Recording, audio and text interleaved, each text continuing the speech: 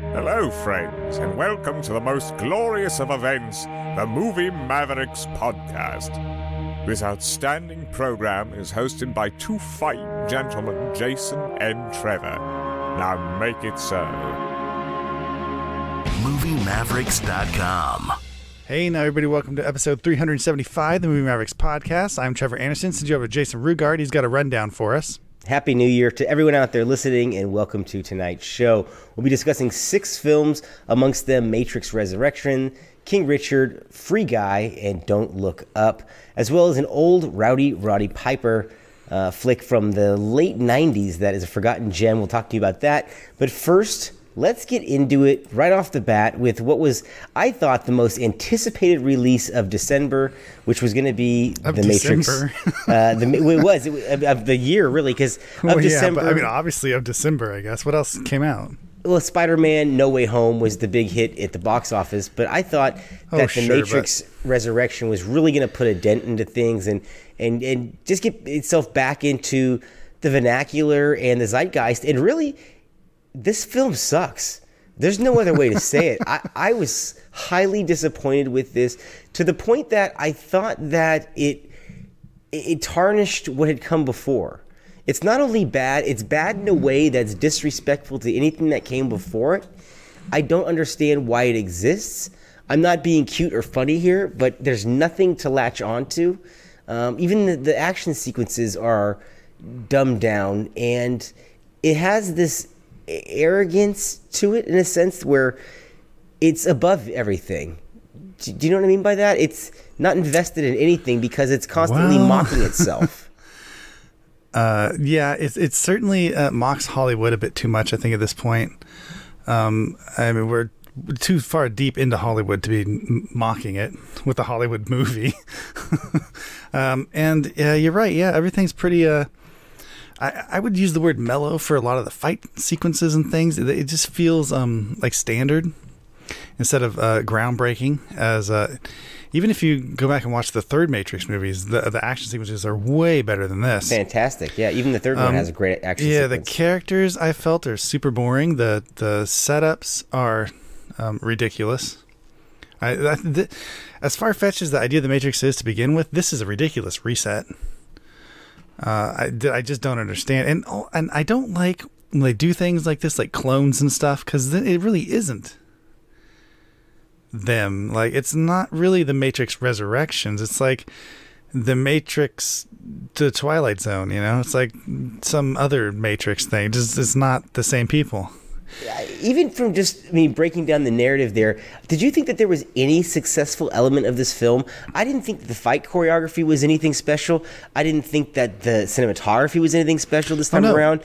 There's nothing to grab on here. The score isn't very good. Oh, well, man, dude, the opening ruins it right away, right? When they replay the iconic opening of the original Matrix, and it's not right, you're like, this is weird. This is not right, and it's not even good. Like, this is not even close. This is not even half as good as that opening sequence in the original, it's from the beginning, off to a bad start. I think that one of the things that I always liked about movies from the 90s and the 2000s is that while they may have been heavy on allegory and I guess personal things the filmmakers are feeling, they did it in such a way that it wasn't right up in your face. And this movie is just in your face. It's like, how can you even talk about this without getting canceled at this point? Feels like, but obviously, the Wachowski brothers turned into the Wachowski sisters now, and this movie is very much about female empowerment, but in such a way as it's actually like the male turning into the female, like that moment where Trinity is flying and Neo is being held up by her, and he looks up at her and he's like, "Are you doing this? Whoa!" Like, wow, look at the woman is the Phoenix Rising. It's like really. From a narrative standpoint, I thought they got to things way too late in the game. It took far too long to develop. And similar territory was taken by Wes Craven long ago in New Nightmare, which is a masterpiece compared to this in terms of storytelling and clarity. This is so convoluted. It's not worth the effort or the time. And once again, the action sequences, which were the selling point of this franchise, are extremely dumbed down here, or it's just more of the same. I can't tell what it is, but when you got something like the John Wick franchise, which it's now is bordering on parody itself after 3 films, but the action and the crispness of that, and even seeing Chad Stahelski in a cameo role as Trinity's husband in the quote-unquote real world is just a reminder of how much more fluid those films are and just succinct compared to what was going on here. This went on forever and had about 2 or 3 natural endings, I thought, before we finally got to the ending, which just bookends the beginning, which rips off the ending of The Matrix originally, but just does it in a different way and feels foolish. You texted me and said, this feels like a parody.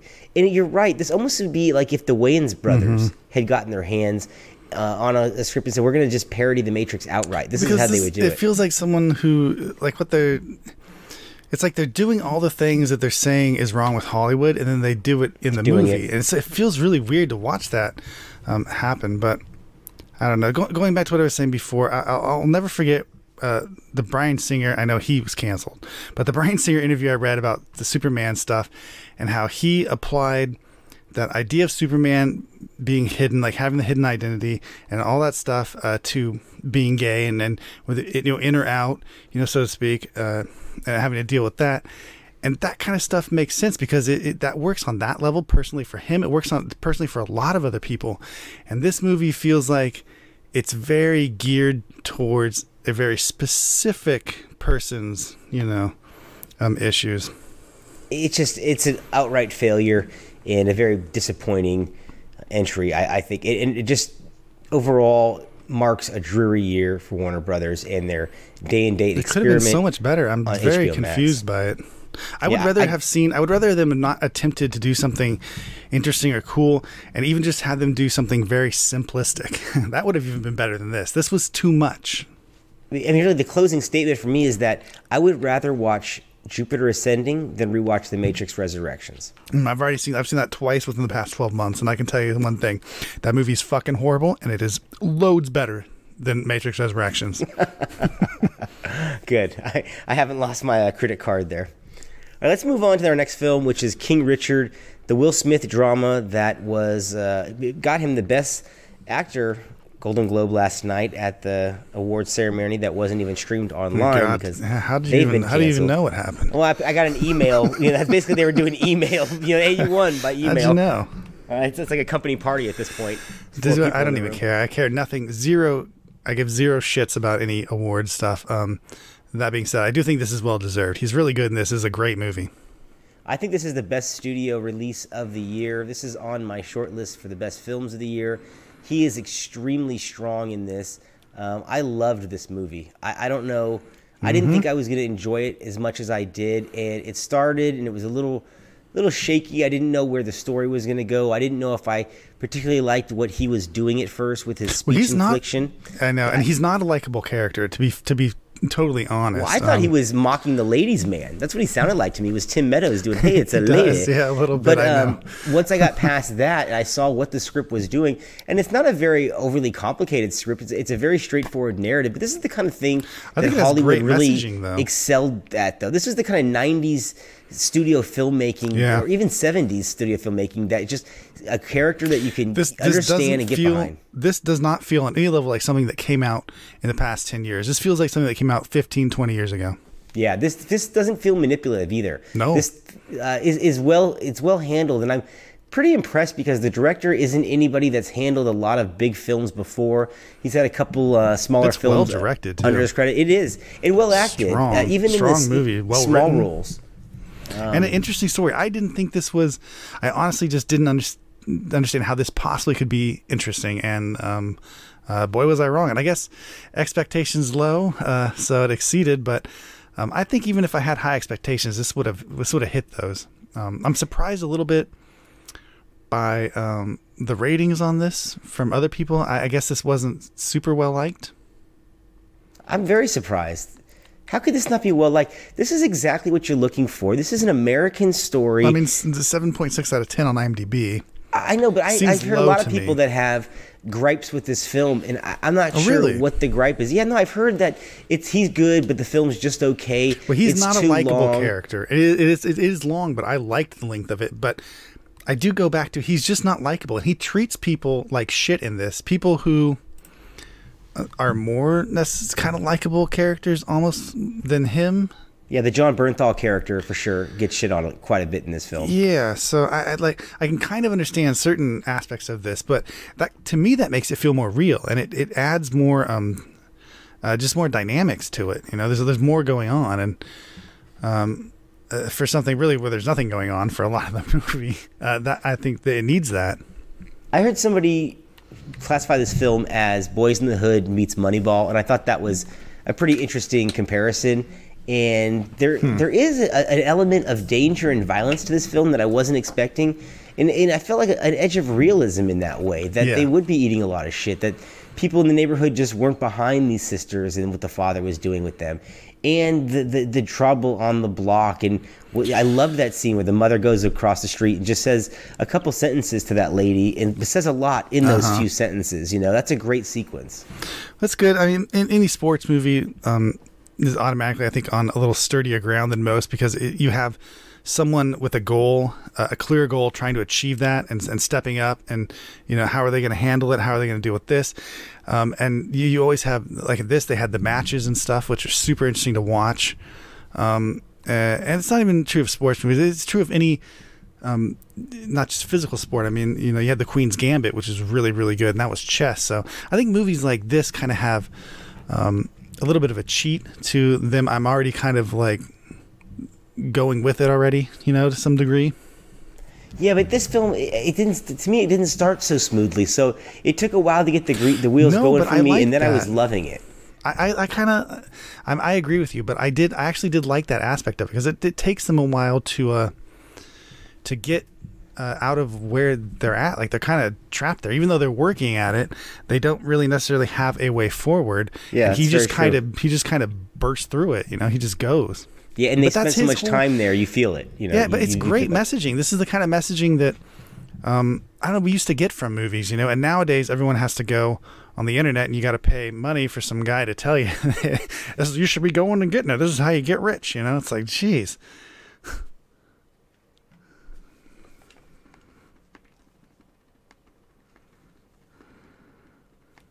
Bohemian Rhapsody, when I saw that, I went on YouTube and watched Live Aid afterwards just to see that performance. Oh,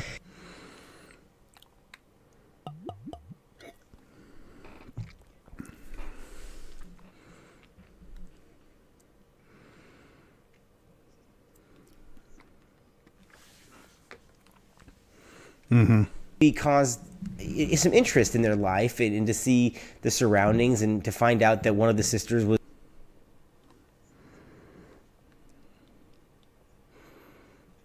Yeah, I agree. I mean, where he's at right now with he had like a stroke not too long ago, and then his estranged son is now, you know, basically his daily caregiver. So it's a lot of I agree. I think it's interesting. I did look it up as well.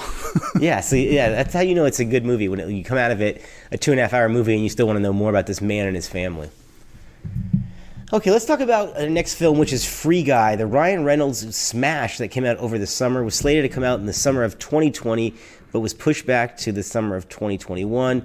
This was a 20th Century Fox release that was supposed to be released pre-Disney takeover, I believe, but got mixed up in the shuffle and was released to big fanfare. A lot of good hype on this. I think this is perfectly acceptable entertainment. I didn't think that it really justified the hype that was given to it. A couple of laugh out loud moments with Ryan Reynolds, but just a lot of cuteness, if you will. Yeah, so I guess a mediocre review. You know, kind of a modest I had higher recommendation. hopes for this. This did not meet my expectations for. But that being said, the trailers for it looked mediocre as well. But I was still fingers crossed, hoping for something just a little bit more than what it was. It's very basic, is the thing I say. And I like Sean Levy a lot, and he makes these kind of good lighthearted, action movies.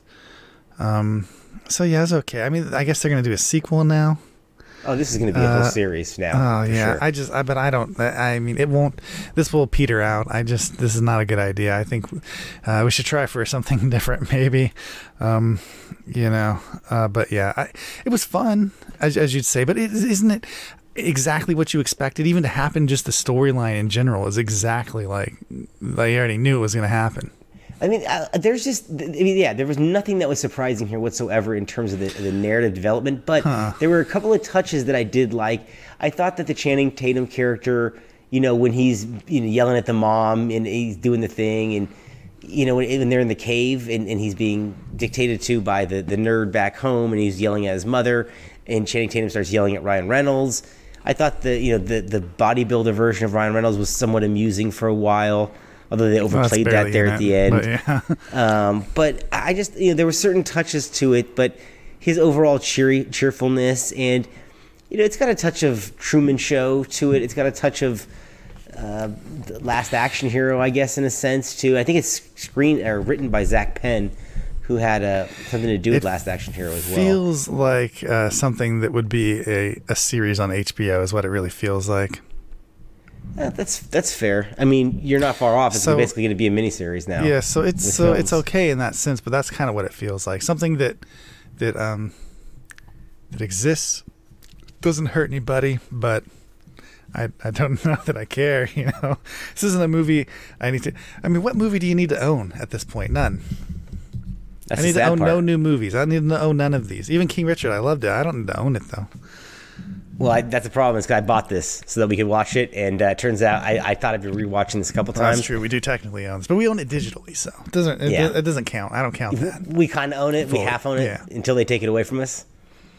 Yeah, as they do, and they have. We know that they have. Yes. I want to bring up one thing about Free Guy, which I think is a bit of a cheat.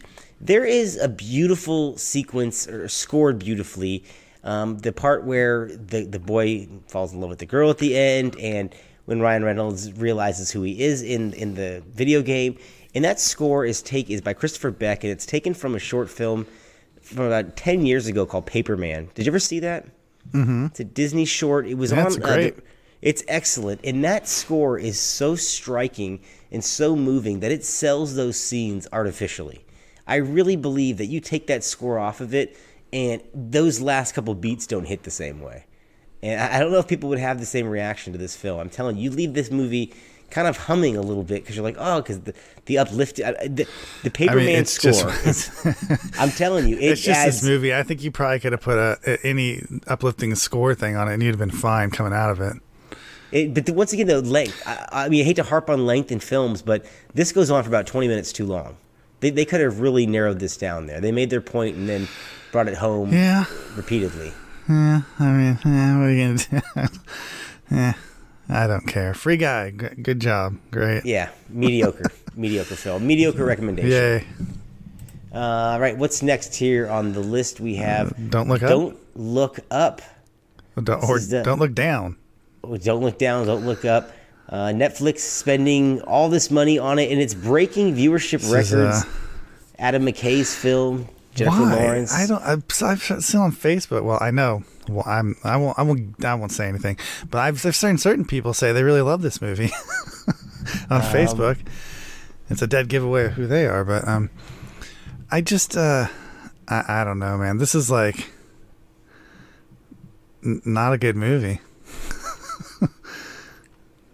I think that it's the least sharp out of all of Adam McKay's deviations from the Will Ferrell stuff. I mean, when he was working with Will Ferrell, those are forgivable for what they are. But now that he's trying to be, or that he is a serious filmmaker, this is his sloppiest film by far. I mean, this is all over 100%. The place. Some of this scores, majority of this is too unfocused and not sharp enough. And I honestly think that the only character this is political. This is absolutely political, but and it's not good political either. But satirically, everybody's playing the wrong note. It's actually because it's almost true. I just see I see truth in this. This is just backing up a certain type of viewpoint, and those are the people that liked this. It's like, well, yeah, I mean, of course you like it.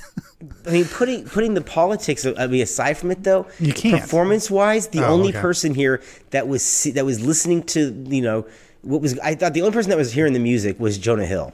I thought he was pitch perfect in this, and the movie needed more of that sharpness, of that mockery. I thought he was fantastic in, his just... He was just an idiot. I loved it, though. I mean, can we get a prayer for stuff? Because, shit like cool watches and dope apartments are cool. Yeah. I mean, that those lines and things like that, like, can I get, take a picture for the gram? That stuff's fucking hilarious in this movie. But the bringing things home where... it's the end of the world, and they're grocery shopping, and he's shoplifting, and the other guy's worried about wild-caught salmon. And it's just, I just, at that point, this movie had totally, the third act of this movie is a mess. It really is. The third act of this movie is a mess. Do you know who it reminded me of, filmmaking-wise, is Cameron Crowe. It reminded me of one of his messier efforts. Yeah, kind of like a messy Cameron Crowe movie. Like Aloha or Elizabethtown or something like that. Even the bad asteroid movies are better than this, which and I don't think this is trying to parody those. It's obviously not. It's trying to we're talking about global warming, we're talking about the pandemic, we're talking about real things. We're not talking about the asteroid in this, and so it's not, even though it's very much like what was the Elijah Wood movie? Deep Impact. Thank you, Deep Impact. Like, but that actually has like a good ending, and this is basically the same ending, but it's like stupid. Well, do you know what the difference between Deep Impact and this movie is? Because I don't care about the characters. In Deep Impact, when Morgan Freeman, who played the president, came on TV and said an asteroid's coming, the world believed him. They didn't squabble amongst themselves on if it was fake news or not. So that's, the point that the movie's making, I guess, so but it's also crazy to think where we've come in 30 years, too, in the statement that it's making. It's a sketch, and it's not a film. Well, are you supposed to believe that the asteroid is coming with no proof? I mean, that's the point of this, is that they're saying, well, you're supposed to believe the asteroid's coming, even though you can't. But then you do see it finally, so they were right. So everything they're saying now about anything that would require them to have proof, well, they don't really necessarily need proof. You're just wrong in saying that. I thought they had proof in the beginning by seeing the asteroid. Yeah, I know they do. So this would, that's why I'm saying this is a bad example of that. But this is what they're saying, right? That's what they're saying. That's how they feel. That's what they're saying. And so yeah, the Joe Rogans of the world are, that's what this is about, right? I mean, this movie itself is a big to-do about nothing. I think that it's a waste of all these very, very talented people and their time. Jennifer Lawrence, I'd say so. It's a great cast, and it's DiCaprio. Not, they had no chemistry. Incredibly well acted. It's just there's not, and that's mostly because there's nothing for them to do. They sit around a lot. They do. It's a lot of. I mean, the only thing that really worked for me, besides Jonah Hill's performance, was that bit about the general charging them for the chips. And they kept going back to that. I thought that was clever. That was funny. It's this little thing happening, this little struggle within this larger worldly thing going on.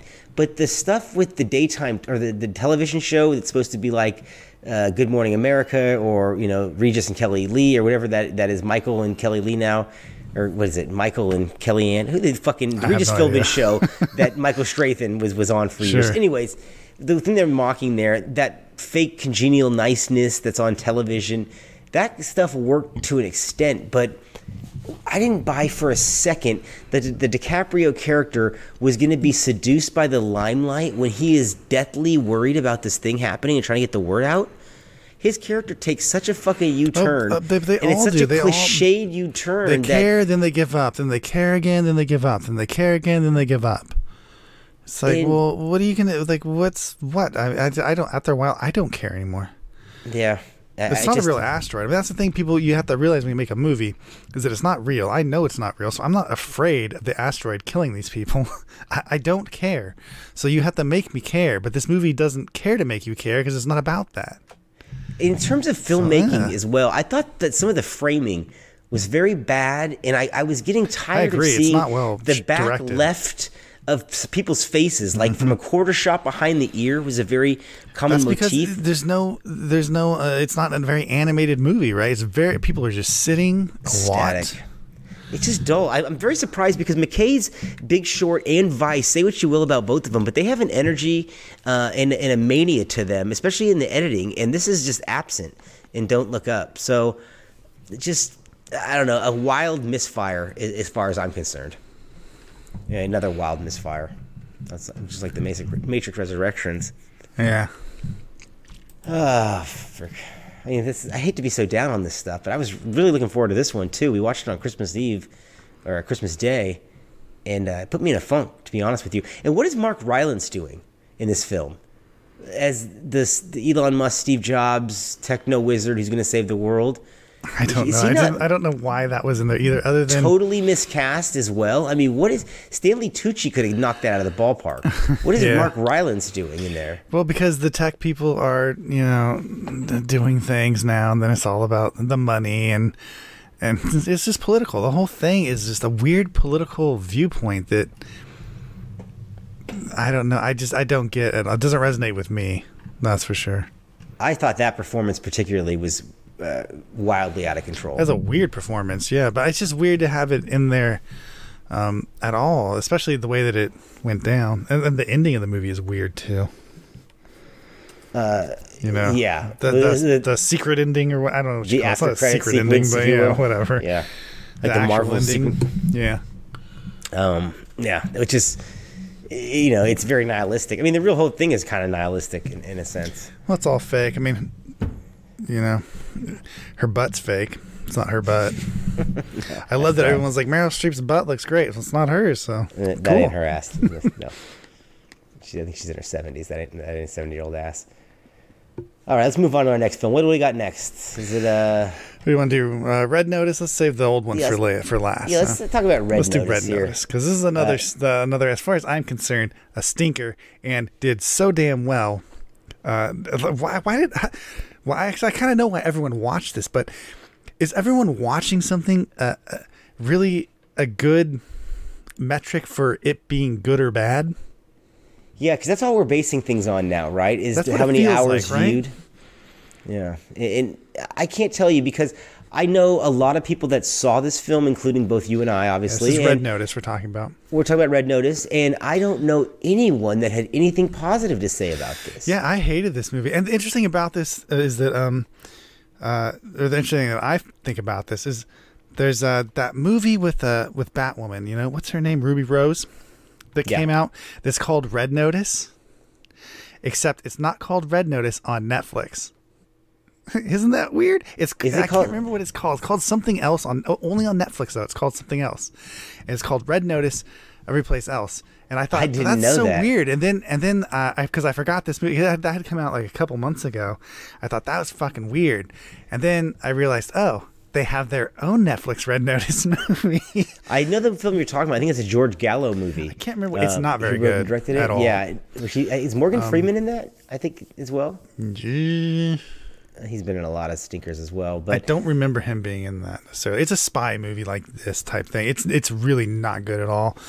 But yeah, I just thought that was interesting. Like, why there can't be two? There can be only one. Well, I don't know what this movie is ultimately trying to be outside of the obvious influences I'll tell you it something. shows. Ryan Reynolds should be very careful with the action comedy movies that he chooses to do. Because he's in some dog shit, and I almost feel like Hitman's Bodyguard stuff. Actually, the wife's one makes it worth it almost a little bit. But this reminded me a lot of that. It's like a worse version of that. Did you see that? The Hitman's Wife? Yeah, I thought that was actually better than the first one, by the way. I have to agree. And so I own both now because that one actually, I saw that one. Redeemed it. And I was like, kind of all right. Like, I can watch the first one now because I know that's coming next. It's like, okay, like that kind of works for me. But maybe that'll happen with Red Notice. I can only cross my fingers and hope because I don't really get the camaraderie here. I thought it was funny from time to time, as the same with the Hitman's Bodyguard stuff. There are laughs here and there, but overall, these Ryan Reynolds comedy action movies just aren't very comedic, and the action seems pretty bland. Tame. It's very tame. Yeah, and it this feels like a movie Disney especially, movie in some way with the action. I don't know if it's because of how I saw this film. I saw this film in Hawaii, and we had rented out a condo, and we watched this on a 75-inch QLED screen, one of those Samsung beautiful picture, but to the point where it made this look ultra phony. Yeah. Where when The Rock is picking up that boulder, it looked so phony that it might have been because it had that frame rate smoothing going on, but the movie itself is phony. That's how the movie feels. The movie looks it's smug. Like a Disney This movie's movie. a smug film. Yeah, it's safe. It's nerfed. There's nothing. There's no interest here. Another movie that goes on and on. This is 2 hours when this could have been a compact 90 minutes. I mean, that beginning opening, they go to such great lengths. All the weird shit that's going on, all the camaraderie, and then I just don't know why they're friends at the end of this movie, other than they're just none of them are really bad guys because you can't really have a bad guy. They're not really bad guys. Yeah, yeah.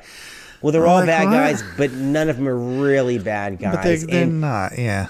It just, I think, if anything, this movie was supposed to show the strengths of all three of these performers, and I think it actually highlights a lot of their weaknesses. Don't they try to steal the show too much? It seems like every single one of them, when the camera's on them, like they're all fucking mugging. Yeah, exactly. That's what I was gonna say. Like they're beaming in some way. Their eyes are kind of like looking at the camera, almost like I'm the one, working the eyebrows. Like, it's just, it feels like it doesn't work. It made me appreciate that Steven Soderbergh could wrangle in all those stars on the Ocean's movies and get them to actually make something that wasn't just all wink, wink, look at me. It actually felt like a cohesive team and a unit. Even Tango and Cash holds together better than Red Notice does in terms of buddy cop stuff, and that's on the lower rung. That's because I don't think the characters are not developed in this very well. Aside from that, they're all good-looking people, and they're funny. Well, yeah. So look at us be attractive in exotic locations and be smartasses. Yeah. But when everybody's a smartass, there's no straight man. So who's the butt of the joke? And like you said, the Ryan Reynolds shtick is beyond getting tired. And Ryan Reynolds plays up the comedy stuff so much, to such an extent that it's like, oh my God. Every line is a jab. Oh every my God, line.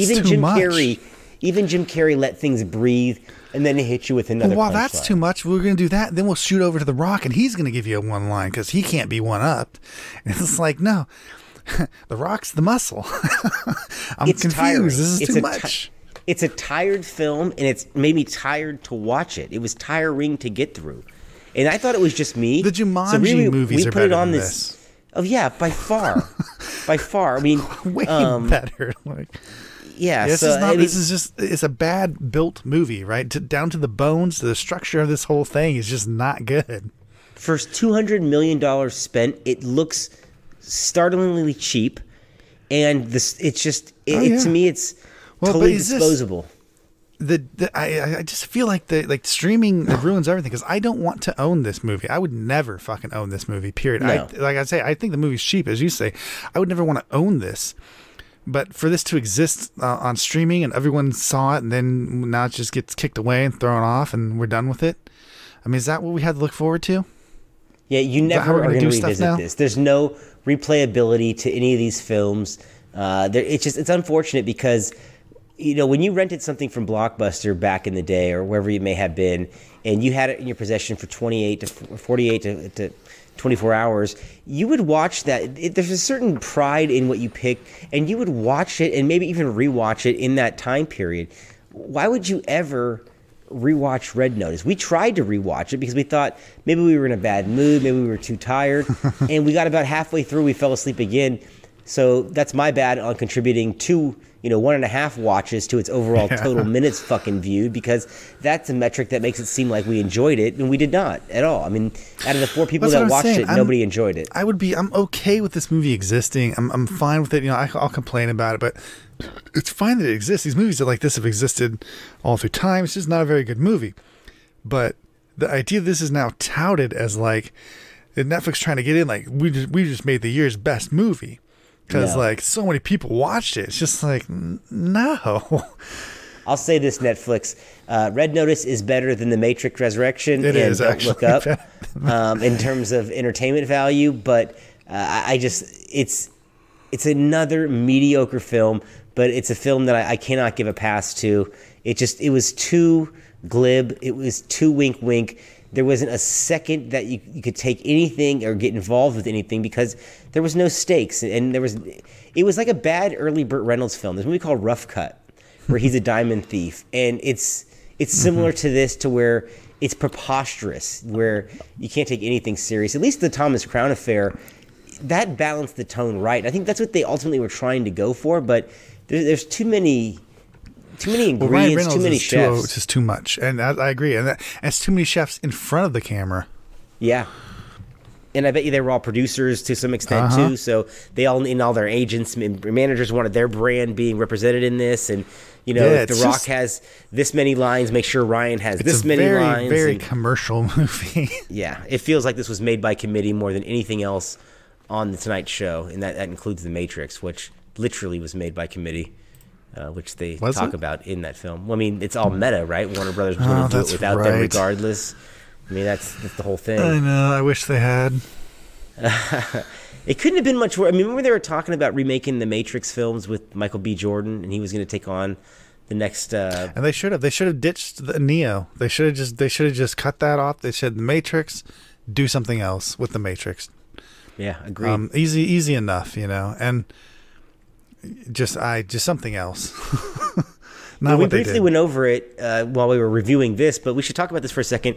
The Hitman's Wife's Bodyguard, the sequel to the 2017 surprise hit starring Ryan Reynolds and Samuel L. Jackson. And here, I just want to talk about it briefly because here's an example of a film that I thought really hit the mark in terms of entertainment value, in terms of what it was supposed to be and over-delivering.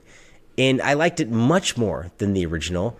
I thought the action sequences were better. I thought the movie moved a whole lot better as a story. And I thought Reynolds was just the right amount in this movie. To some degree, I mean, I'll say this about that.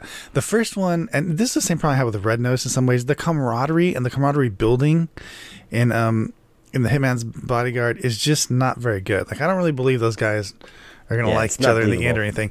But in the second movie, it's already like that's already taken care of. They're like they already like each other, or they don't actually, but they kind of do.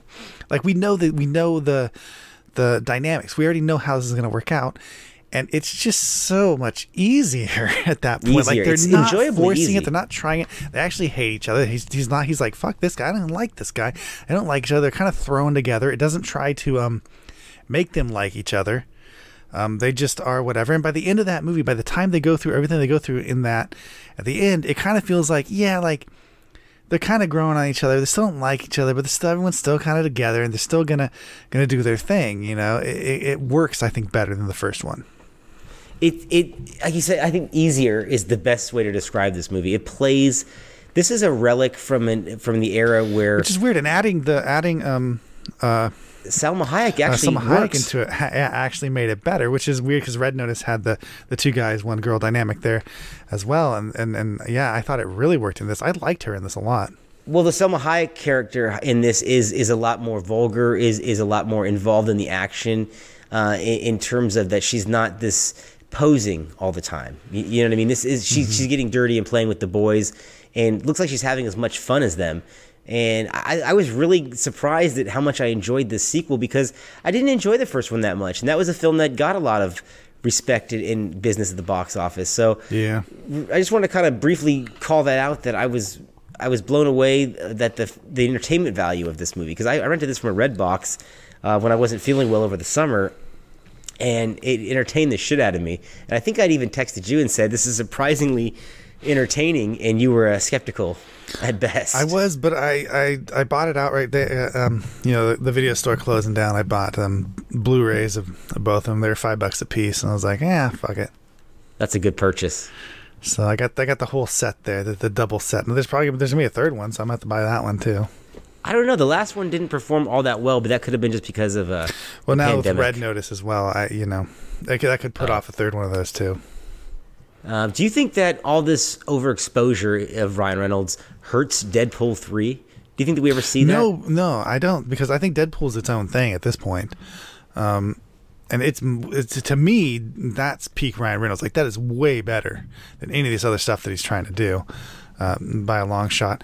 And, the fact that I got to watch him on fucking YouTube selling me his wireless shit every other fucking day is, that's the fucking overload. Yeah, if it's not gin, it's wireless phone plans, and it's just like The Rock. As much as I love Dwayne Johnson, he's trying to be like 50 Cent with vitamin water and shit. Like, I'm just the fuck. Well, if it's not headphones, it's energy drinks. it's a like, movie. Jesus, fucking alcohol. Alcohol. I forgot about that one. Who else had that? What's sneakers. Dan Aykroyd had fucking the alcohol shit. He still does the skull. Does he? The fucking crystal skull. Everyone has shit. Yeah, I mean, literally almost everybody has a brand of alcohol that they're endorsing now, or have attached their name to. I'm not sure when that became the big thing, but hell, it is. All right, let's talk about our last film. My favorite was the Ron Jeremy alcohol, though. What was that called? It's called Ron Jeremy. No, because Ron Jeremy is the pornography of Cosby in a way. Well, he didn't put him to sleep. He just went up behind him and goosed him, So Ron Jeremy is living perpetually in 1972 and doesn't understand that the world has changed around him. The only guy I know that would be put in jail for putting his fingers in the woohoo on a porn set, Oh goodness! But you have to be a bad actor, on many grounds to get in trouble for that. I mean, good God. I feel like Ron Jeremy only hangs out on porn sets. It's the only place. That's where what I'm saying. Like he's clearly, element. He's no longer in his element. Yeah, there. Clearly he's been so desensitized to everything. It's like you were misbehaving sexually on a porn set, really? Wow. Well, when you put it like that, sir, it's whoa, that's another level, man. Well, you see what had happened was, Oh, shit. I just remember that documentary. Film. You saw that? You ever saw that Ron Jeremy documentary? No, I don't spend my time doing these crazy things. I got too many movies to watch. This is a great documentary. I can't really remember the name. I think it's The Legend of Ron Jeremy or something.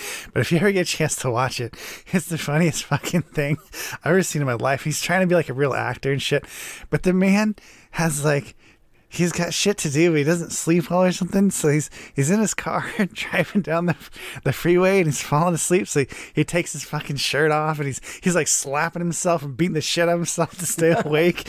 It's the most ridiculous shit. If you liked American Movie, you've got to seek out the Ron Jeremy fucking documentary. All right, you're selling it now. It's too much. I might have to take it. I might have to take a look at it. But gazing at Ron Jeremy for that long is torturous. He is such an unpleasant person to look at. But it's hilarious. It's pretty funny. They do the whole sweet thing. Like they make him out to be like an actual sweet guy. But oh yeah, of course, he's your neighborhood friendly gooser. Yeah. Oh shit! All right, so our last movie on tonight's episode is going to be Last to Surrender, a Rowdy Piper film from 1999, put out by Avalanche Films. First to Fight, Last to Surrender. I love that shit.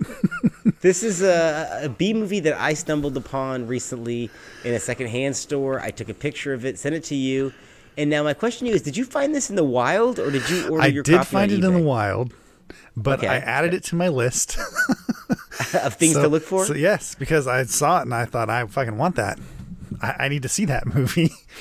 And also I need to own all Roddy Piper movies. And Roddy Piper has a pretty strong filmography on the B movie circuit. I mean, I like him a lot. I even like, this is not a good movie, but I do like him in this movie. I find him likable for some reason. He's got a great screen presence. He really does. And I think that this is a surprisingly solid B movie. I've seen a lot of these type of movies. Not a good movie. I did to preface that to people because we're about I'm about to say that I really like this movie, but it is, as you say, it is a B movie. It really is. But I love this stuff, man. When they finally go to Burma and that music kicks in and they're walking around like trying to talk to people and stuff. The montage. Oh my God. I know, that's the classic shit. I mean, this movie has so many influences here. It goes from like Red Heat, and then it turns into Black Rain for a while. Rambo. And then it becomes Rambo in the jungle for some reason. There's a stunt in this film. I'm pretty sure that's the same. They must rebuild that little fortress thing there for Rambo when he lived for later on. It does look like the set design does look very similar. It's like the same thing. There's a river thing that goes over. Tiki bridge. Yeah. But this is the one thing I don't understand is the cement tunnel that appears to go to nowhere. You don't ask such questions in a movie like this. Let's just marvel at the stunt. That's one of the weirdest fucking things. They go underground. They go through this tunnel, maybe, I don't know, 50 feet, maybe, tops. They come out the other side, above ground. So it's sideways, above ground from where they were. They come out, and they're just across the river, which, how would that have happened? Hey, it's fucking waterproof. It's flat. It's bedrock down there. Well, but they built the military installation out of bamboo, but there is this cement cylinder buried in the ground. You don't question these things in a Rowdy Piper movie, my friend. But the guy playing his partner, his disgruntled partner from China who sent over to catch the bad guy. That guy played a villain in King of the Kickboxers, and I want to say he was in Super Cop as well. He's got a nice charisma himself. He's likable, very, very likable in this, and they make a good team. Really, but the stunt that I was just marveling at that I replayed 2 or 3 times was when Piper's on the top of the car, and it's him, right? It is him, but when the car slams to come to its final stop, that stuntman is ejected off the car into like barrels. That's a real fucking stunt. That's unbelievable. Somebody didn't die doing that. It looked like the most of that was Roddy Piper himself, though. Which I was surprised at. Is doing a lot of work in this, in the fight scenes and all that. And what's interesting is you can see when they get to Burma how fucking hot it is, because he is sweating through all of his clothes throughout the entire movie. I mean, his hair is matted, his shirt's fucking wet to his bone, and he's working his ass off in this movie. So this is a movie. He's Roddy Piper plays the cop who's like, a loose cannon cop, right? And he I do like the setup of this movie where his partner gets killed by this Chinese mafia guy, and they have to go hunt him down. His racist partner. He happens to be because Piper's Piper's kind of open-minded. He happens to be in Burma, and so but what they're like staking out this China, I guess, mafia meeting in this Chinese restaurant, which is a buffet, and these fucking Chinese guys are so baller that they get table service at the fucking buffet. So they ain't fucking around here, but they're like trying to listen in, and Roddy Piper's like, fuck it, I'm just gonna go in there. And if you read the back of the thing, it's like there's a shootout that kills his thing. It's just like the minute he said that, I was like, oh, this guy's gonna cause the fucking shootout. This guy gets his partner killed. Not only his partner killed, he gets a bunch of people health killed. Inspector, like an asshole. He goes in there, causes a big fucking problem, causes a shootout. This Ung Soo-young, who is I don't know his name in the movie. But he's a Chinese guy. He's there as a waiter, I guess he's undercover, and so that's how they meet or anything. And then they bring him in, and then they go to Burma and shit. And there's a long trek through the jungle. A very long sequence through the jungle. There's a whole airplane crash. There's actually so much that happens in this. This movie continually moves, never stops. Constantly. There's a plane crash thing. There's bad guys every fucking where. And there's a lot of humor. Remember, I mean, when they get to Burma, they go, everyone works for the tiger. And you know what? Everyone does work for the fucking tiger. That shit pans out, man. Piper is cracking jokes too in here. I mean, the bad guy, when he keeps calling him Ding Dong, and he goes, it's Bong Bong, asshole. And he keeps like a running joke. That. But what is this? Bing Bong, Bong Bong, and Chai Chai? I was like, are these real fucking Burmese names? Oh man, this was like I said, surprisingly enjoyable. Like people can be like, woo. Now, you had told me you were pretty amazed that this is a VHS transfer onto DVD. What gave it away? It's not quite the FBI a VHS warning? transfer, but yes, There's if you watch the well, it's clearly a tape. It's a broadcast quality DVD. It's not actually a VHS, but it is the VHS like that. That's clearly what was used to make the VHS tapes. But you're right. The beginning of this movie, the FBI warning and the Avalanche logo is literally from a VHS tape. Yeah, there's it has video running noise video in it, noise. and throughout this movie, you can at times see video like a hiccup in the tape over here and there. A But little it pop is broadcast quality regardless. It's not like VHS quality. It's a step up. Yeah, there's not from tracking issues or anything like that, but you can definitely see a much little clearer line than a here. VHS movie. The cinematography it's probably like is not 3/4 bad. inch something. It's just it's a broadcast quality tape. but it is clearly just it's that one transfer. They got one transfer. That was it. That's all they're doing. Not doing anything more. There's no widescreen of this fucking movie. I just was impressed with the level of action on this. I mean, they did not skimp out. It says a $3.5 million budget. The movie doesn't stop going. You know, I mean, this is only an hour and a half long movie, but they cram a lot into that hour and a half. I mean, this guy, this dude pulls some fucking like Last Samurai shit where he gets like welcomed into the town. Rowdy Piper there, the town without men. Yeah, did you notice that? Because the men are doing the drugs over. Did you notice that? Well, this is so much happens in this. It reminded me of, you know, like I hate to say Deathstalker 2, but where every 3 minutes there's a new like little episodic thing happening. Yeah, something's going on. It's all over the fucking place. And this movie takes place everywhere. Of this film, but it definitely feels like when they have his partner, they take him hostage, right? They find him, and Roddy Piper is like washed down the river. And Chai Chai or whatever finds him, and she takes him in. Like that feels like that's months, right? That feels like months, and they're like torturing that guy for months. Yeah, but it's gotta be like days, like just a couple of days at most. Yeah, whatever the time you said, the temporal time of this there is no time of this. There's too much going on. There's like they're like okay, the murder. He has to go through all this stuff, and it has to take a week tops. Like what? But some good car chases, some good shootouts, reminiscent of the PM Entertainment stuff earlier in the decade. And this is really one of the last big budget, I don't want to say big budget, but sizable budget B movies. Because after this genre really started fading out in the early 2000s. This is 98, 99. Yeah, this is towards the end. And Avalanche is not a company that's known for high quality. I mean, they did things like Bloodsport 4, which is almost unwatchable. And a lot of other, you know, they have the shiny box covers. If you ever remember those embossed box covers for action films at the Blockbuster, that was usually them. I think they did Space Truckers, I think is them as well, and a couple other ones. Avalanche had a couple. I think PM Entertainment maybe too had the CD like DVD cases. Yeah, like No Limit Miss Soldier or records very back then. Cheap, you know, the CD cases stuff. that I thought should have been the standardized DVD case when I saw those. Yeah, those are badass. Yeah, those are awesome. But yeah, so guaranteed cheapness. Yeah, but I thought this was fun. I thought it was good. This is the type of stuff that I would have been watching around this time period. Really, you know. Yeah, I'm surprised it slipped past me during that time period. Dude, there's so many movies though, man. So many movies. I know, but this would have been right up my alley. But the box isn't very appealing. I mean, the cover art isn't great. It isn't. But when you read the back of tagline's it, great. When you read the back, that's when it's like, what? Okay, read the back of that fucking thing. I don't have it. That's over there. If you read the back of it, it's like he's a cop and he's undercover, or not he's undercover, but he's a cop and like his friend his partner gets murdered, this and that, and then he meets the fucking Chinese guy. Then they go to fucking Burma. You're like, what the fuck?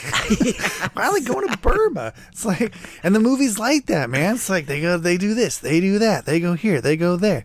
You're like, holy shit, this is an adventure. Well, I went in free ball and I didn't even read the back. I just put it on. So when the actions took place in Indonesia, I'm like, what the fuck is happening over here? I didn't. Why are they filming here? I thought this took place in Hollywood. I mean, it opened up in L.A. Well, it takes place in Canada, yeah. David Mitchell, is that where it was initially? I thought he was. It makes sense. David Mitchell, Toronto, the director Canada, of this. I think.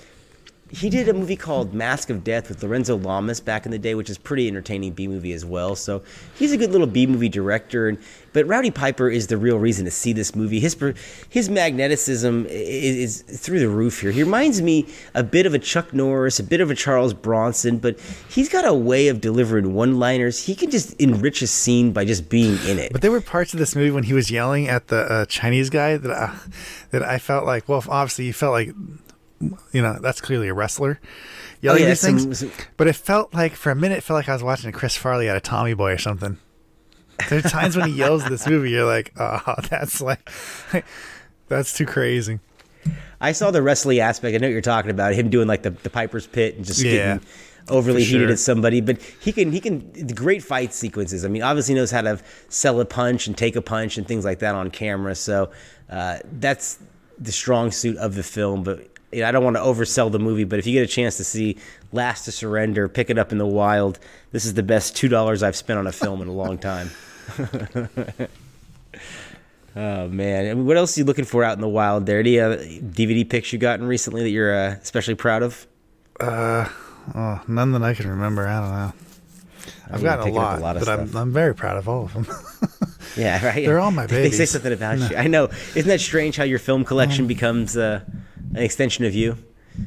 I was in someone's house the other day, and they had The Adventures of Briscoe County Jr., the complete box set. Lovely. Which I have as well. And I said, you have good taste, sir. I mean, that's you can tell a lot about somebody by their video collection. Or their DVD collection, I should say. Yeah, no, I got my eyes peeled for Roddy Piper movies, though. I always liked him, but now I'm on a mission. Now I need to own them. I got to recommend one that also co-stars Andrew Dice Clay and Robert Davi called No Contest. You ever seen that? Yeah. Good fucking B movie. The one that I haven't seen is Jungle Ground. Did you ever see that one? Jungle Ground? Jungle Ground. Jungle Ground. Check out Jungle Ground. Yeah. Never heard of it. That's another. Yeah, I've not seen a lot of his stuff. Or rather, he's made a lot of well, you know. Well, there was a time that, between the Don the Dragon Wilsons and Brian Bosworth and Rowdy Pipers, those were being on shelves, once a week. And then you had Lorenzo Ramos and Gary Daniels. I mean, that genre was so overpopulated at one point in the 90s that it was almost, at $5 a pop at Blockbuster, it was almost impossible to keep up with those. They weren't as readily available as they are now. And now they're on YouTube and other places like that. I'm pretty sure you can find Last to Surrender on YouTube fairly easily for free. Wink, wink, if anyone looks. But it's different now. Yeah, I mean, for sure you can find a lot of things on YouTube. Almost all those PM Entertainment films, like Hologram Man. Definitely no one's trying to copyright protect old PM Entertainment stuff. I mean, the one movie I don't have that I do definitely need to get, and there's actually a sequel to, but Hell Comes to Frogtown. Did you ever see that? I've never seen that. I gotta see it. Damn it! I don't know how I haven't seen that. I don't own it. There's a lot of Roddy Piper movies I gotta grab. There's a whole list. They Live is the one that is obviously the top of the heap. Right, there. I have that. Yeah, we all have that one. There are so many. I'm just looking through this list right here. Yeah, there are a number of them. Honor was. Of them. I've seen some of these. Yeah, that was surprisingly I like that movie good. a lot, and that is a dog shit movie. To be fair to everyone, if you watch that, it is horrendously shot, super cheap. I fucking love that movie. Yeah, this is so typical us. We just shit on all these big screen releases out there, save King Richard. But we're talking about Roddy Piper films and how entertaining they are. But imagine how Stone Cold would have gone if Rowdy Piper had been in that film and not Brian Bosworth. Although I think the Boz was well cast in that. Yeah. Yeah, so do I. It's just, rest in peace, Rowdy Piper. Yeah. He was in a shitload of films and always well cast, to be honest with you. He was in one with Don the Dragon Wilson called Terminal Rush. That's basically filmed in a silo, and he has bizarre face paint on the entire film. Yeah, I kind of feel like I've seen that. I'm not sure. I think Damian Lee is the director on that one. So many movies here. I'm like the connoisseur of these terrible martial art films and B movies. I know that's where my action and martial arts is where I'm lacking. I'm lacking in the horror. So that's where as far as my collection goes. I mean, so that's why I was like, I gotta get some old martial arts movies and some older action movies and shit. Cause I love that stuff, but I just keep your eye out then for them PM Entertainment ones like Recoil and all that stuff. It's so rare to. I might own that. It's so rare to come across them. Yeah, in my neck of the woods. Anyways, I don't know if you have better luck over. No, they're very rare. I mean, I came across Blood Moon recently on DVD, and I picked up that because I just wanted to keep it. I had it on VHS, but I wanted a DVD. Yeah, I mean, I almost have to order them off eBay. Not that they're expensive. But it's just like, damn, it's so much funner to go somewhere and find them, I've been going to Salzer's with the DVD trade-ins, so they get weird stuff there. That's where I got this from. That's great, though. I mean, that's the kind of stuff where I go locally, they have a lot of used stuff that comes through Yeah, I think you they got get a lot store. of. I mean, Yeah, I wish I was closer to like an Amoeba or something, or like the store that you go to, which is what was the store? Rasputin's is here in the Bay Area. Yeah, probably knows what that is. And it's big enough, but I'm always looking for the shrink wrap stuff. I mean, I didn't know that was going for such a high value. Apparently, if you can find shrink wrap VHS films, buy them, because people are paying thousands of dollars for those. Ones that you would be but they'll pay $20-$30 for them too. That you wouldn't expect if they're brand new. You can get that for them. And I've sent you pictures of that. Yeah, like coming across like Mrs. Doubtfire movies, especially even if they're open. Grab horror movies on VHS if you can find them, because they will sell. Really, I just sold Night of the Living Dead, not Night of the Living Dead, Return of the Living Dead 2 and 3 on VHS, $30. Get the fuck out of here! And they were used. Those things were used, hard used. And so because people want. Collectors. It's a collector's item. And I don't fucking blame people, honestly. I don't collect. Well, actually, I do have, and that's not fair. I have VHS. I do collect VHS. I have VHS but too. I don't collect VHS. Honestly, I don't, because they take up too much space. But if you're gonna go, balls to balls on some fucking artwork and stuff, yeah, the VHS stuff looks better. Oh, reading the back of the VHS box on your drive home. So if you're a was collector, the best. like I get it. I fucking get it. I mean, Laserdisc too. Like, oh my god, yes, I get it. I got both those, but I don't need any more. I don't need them because I do watch them, but not really. I'd rather have the DVD. Yeah, I haven't fired up my Laserdisc player in a couple of years now, to be fair. Yeah, and I do now have a VHS HDMI out hooked up to my TV, so I do watch the occasional VHS, a little more than that. But yeah, the Laserdisc is even rougher. Yeah, and there's a lot of rot on those discs too. There's a lot of pops. Hey, there's no and rot they don't on any look of my great. discs. Hey, what kind of what how you storing your discs over there? You got your disc there? going on over there. What you got going? What you got? You got a bad disc in there. It's rubbing up against the other discs. You gotta. You stacking them up right, or you fucking got piling that on each other? Laserdisc transmitted diseases. You gotta watch out. It's very 90s. It's a very 90s situation. No, mine Let's are all wrap good. up our. Yeah, are they? That's fucking great, because I'm telling you, half of these ones are rotted over here when you put them on. I've only come across a couple of rotted discs, and they've been DVDs. Yeah, burnt ones, early burnt ones, like early burnt CDs. I have as well. I'm pressed ones. I've never seen really? the thing. I've never had a burnt one, a rot, but I have had them separate. I've had the plastic separate on them, and which might as well be rotten. Fucking ruins it, I've had some sundial, that really left out a little long. Like, fucking sundial on that one. But I mean, I don't need a burnt copy of Apocalypto. It's on every streaming service free right now. So, which I just revisited recently. That movie still holds up. Damn, that's a good movie. That is a great flick. I mean, the balls to the wall, kick-ass movie. But Mel Gibson's canceled, so. I thought he was uncanceled because Lethal Weapon 4 is back on. No, they're trying to cancel him because Lethal Weapon 4 is back on. Okay. I thought once he started in Daddy's Home 2 that he was back in the good graces. Never uncanceled. No. That's the new rule. Never uncanceled, huh? Never forgive. First to fight, last to surrender. I don't. It's a rough this guy's just world reading out there, Rowdy Piper platitudes at this point. All right, on that, we're going to end it. We want to thank you guys for joining us on episode 375. As always, check us out on iTunes, Spotify, wherever you may be getting your podcast. Rate and review the show. Check out MovieMavericks.com for the latest reviews. We'll be back soon with more reviews of your favorite movies. Speaking for Trevor Anderson, I am Jason Rugard, and we are the Movie Mavericks. Oh my, another magnificent episode has come to an end.